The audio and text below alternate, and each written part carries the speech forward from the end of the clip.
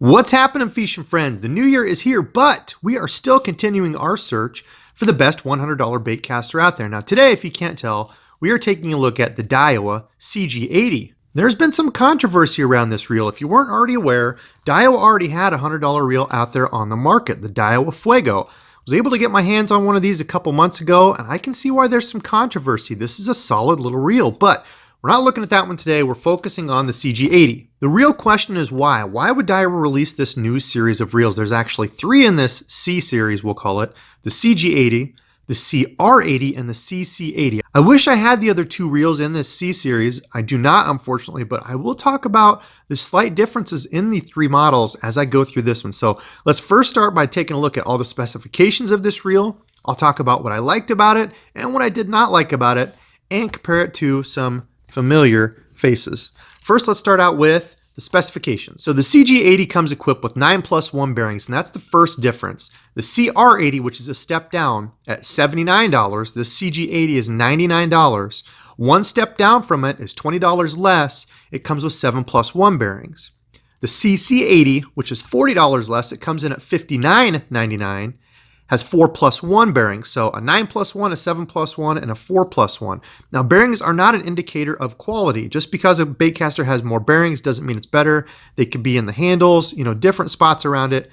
Some baitcasters you'll find on the higher end have more bearings, but it's oftentimes about the quality of those bearings and the actual placement. Like this guy, this has far fewer bearings than this one, and it's everybody's good, if not better. But the CG80 only comes in one gear ratio. This comes in the 7.5, if I can find it, 7.5 to 1 gear ratio, which is interesting because that's a gear ratio you usually only see in the Lew's. And there could be a correlation between those. I'm not gonna get into all that. I'm just gonna cover this baitcaster for what it is, the specifications, and what I thought of it. So that 7.5 to 1 gear ratio does come in right and left hand retrieve, and it brings in 29.7 inches per turn. So for one revolution, it's bringing in 29.7 inches of line. Now this is another difference. The CR80 and CC80 also come in a 6.8 to 1 right hand retrieve. This is only the 7.5 to 1. The weight of this reel, and I think this is one of the reasons they went to this kind of lower profile, smaller, lighter series. This is a 6.5 ounce baitcaster, which is pretty good, and you feel it. It feels good in hand. It's a good light baitcaster. That's again one of the differences between the CR and CC80. Those are both 6.9 ounces. So for 0.4 ounces, you're going up to a $99 reel. And that difference is also in the construction, and that's one of the biggest reasons this has been controversial. This is a carbon graphite frame. That CG80 stands for carbon graphite. So this frame, the middle inner piece and the side plates, it's all a carbon graphite construction. When you drop down to that CR80, in the description of that reel on the Daiwa website, it says carbon resin. So a carbon resin body. The CC80 has a carbon concept body. So I don't know what the difference between those are, if this is really gonna be that much stronger, but only 0.4 ounces of difference. So 0.4 ounces and a few bearings less, you could have the CC80 at $59. So I'm wondering if that's gonna actually be the dark horse in here. I wish I had one to compare, I don't, but that's something to think about. This has a 32mm aluminum spool, and I'll show you that here. You just pop that open. There you go. There's your spool. So it's pretty easy to get into. It's a good looking spool. Nothing too crazy and fancy about it. 32mm, pretty standard. This spool holds 110 yards of 12-pound monofilament. So respectable size. That's more than enough than I need for doing some bass fishing. Side plate goes on nice and easy. You put that on there and click it on. So I like the way the side plate and everything comes off. It's nice and easy. As you turn the handle, it's pretty comfortable. It's got a 90mm swept handle, so you can see how it's bent and pushed into the star drag, keeping your fingers closer to the reel instead of, being out here. So I like the handle. It's comfortable. You'll notice the handles on this are slightly different than the Fuego 2. I didn't want this to be a compare and contrast between the two, but it's hard to notice the difference. But this is a little bit stickier and grippier of a rubber. This is kind of slicker, so you can tell there's just a slight difference in the two, but I do like the rubber handles on the Fuego a little bit better. Now this reel does have a 15-pound max drag, which is interesting. All three of these C series have a 15-pound drag, and that is more than the Fuego, so that's interesting. We'll look at that more, the Fuego, in depth, but again, another interesting difference. When it comes to the components over here, it does have a carbon star drag, which is pretty standard among some of the $100 options. It does click. The spool tension does not click. Can see there, but it is a good tight turning spool. You can feel when you turn that spool tension, you can feel that rubber O-ring in there. So it's kind of, I'm not going to say hard to turn. It's smooth when you turn it, but it's kind of hard, which is all I care about, because when you get a spool tension knob or a cast control knob that clicks, it's really just a few pieces of plastic in there that are clicking against a piece of metal. So it's not doing anything special for you. Some people, you can say, get a more finite adjustment with that, but with this, there's no clicks. You can really get exactly where you want it. I know some people say, well, I know if I go forward 2 clicks, I go back 1, I'm where I'm at.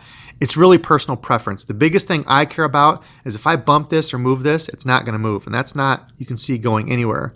I really have to focus and push that. So I like it. This is a new concept body design for them. They say this new compact, lighter design, the 80, it's an 80 size, so the CG80 stands for the size of this. And you can see when I put it right next to the Fuego, you can see the difference. The Fuego is definitely a larger, taller reel, especially when you go this way, like so. I think I have them even there. You can see the difference here in the Fuego, how much longer it is. There you go. When you put the two side by side just like that, you can see the bottoms are even. The CG80 is just a little bit wider. You can see the spool tension, the way it's set up. There's kind of a little bit of bulge over here where the gearbox is. Just a little bit wider than the Fuego, but not a big difference. The biggest difference is when you hold them this way. You can tell that the Fuego is definitely longer. My finger sits up here pretty straight on the Fuego. When you switch over to the CG80, my finger wraps all the way around. So it's definitely a shorter reel, lower profile. Actually, very reminiscent of a loose speed spool, which is interesting. In height there, very, very similar. So if you've held a loose speed spool, you're going to be almost exactly the same body size and feel as the CG80. Now it's different than, a little bit different than the SLX, which we looked at last time. You see these two side by side. The SLX is a little bit shorter and it feels just a little bit different in hand. As you see here with the CG80, the thumb bar is a little bit down, so it's got this round hump kind of deal up here. The thumb bar is a little down. When you compare it to the SLX, you can see there that the thumb bar is almost up even with the top of it. So like when I'm holding it like this, feels like the palm of my hand or the butt of my hand is almost going to get in the way of the spool. It doesn't, but that's what it feels like. When you grab the CG80, you can see it sits up more. It's got a little bit of a hump here, so they feel just a little bit different in hand. So that's a quick rundown of the reel. Let's get to my thoughts on it.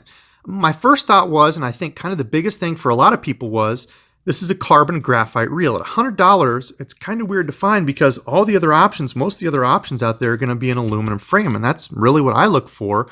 As you start stepping up in price, you're going to get better materials, usually lighter materials, better different brakes, which is something that we'll look at.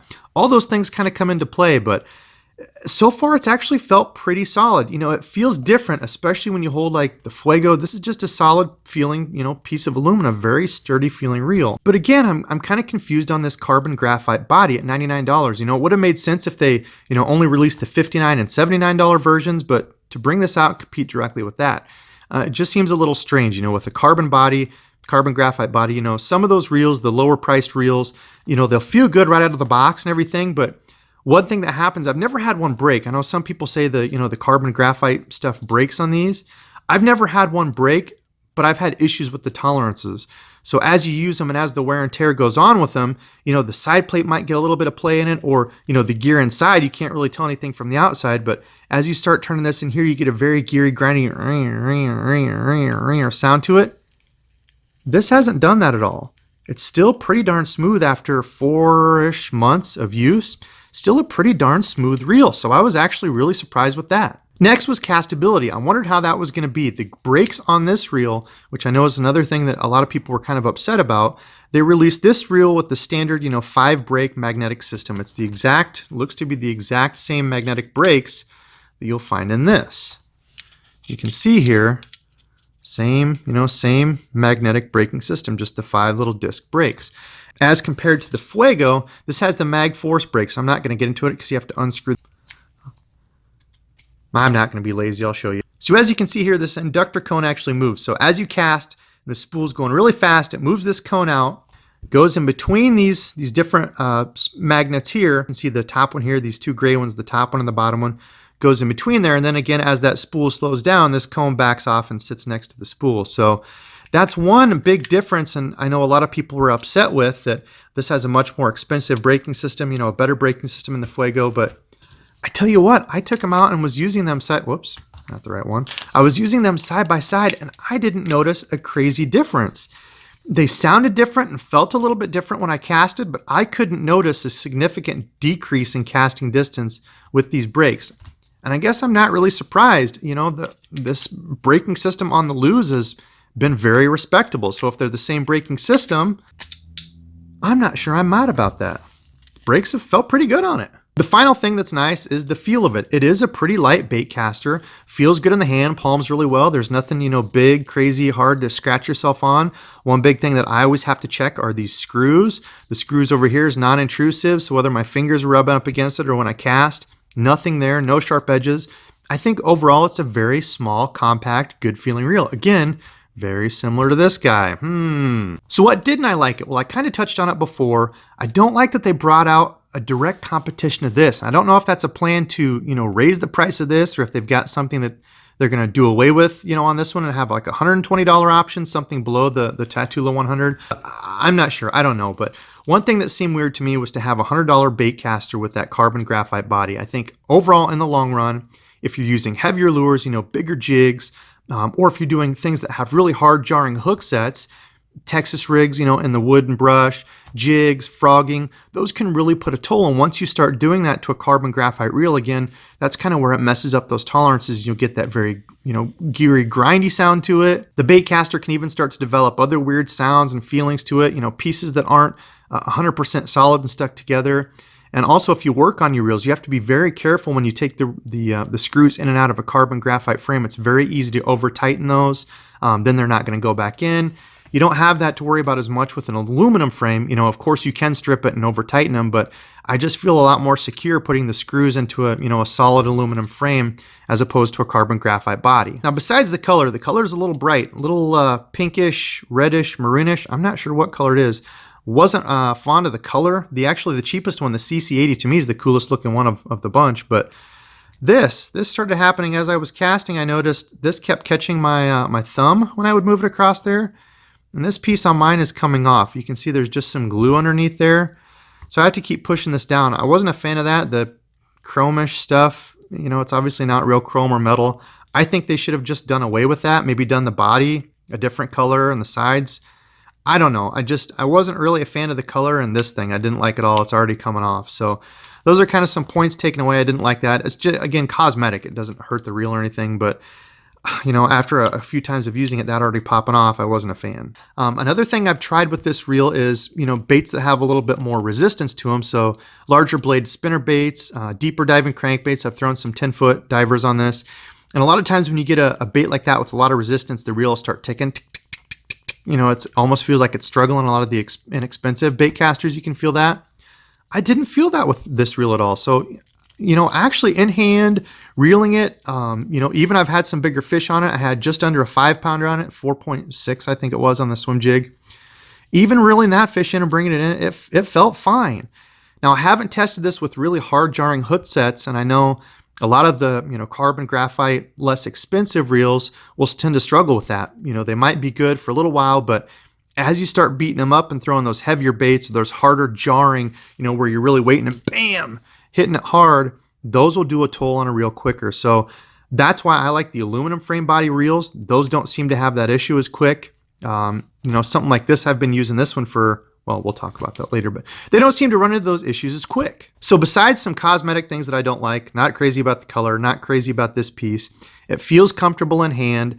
I don't know about the longevity of this reel. So far, after 4 months, it's still been fine. No weird noises, you know, the handle, everything. It's still a pretty darn quiet reel.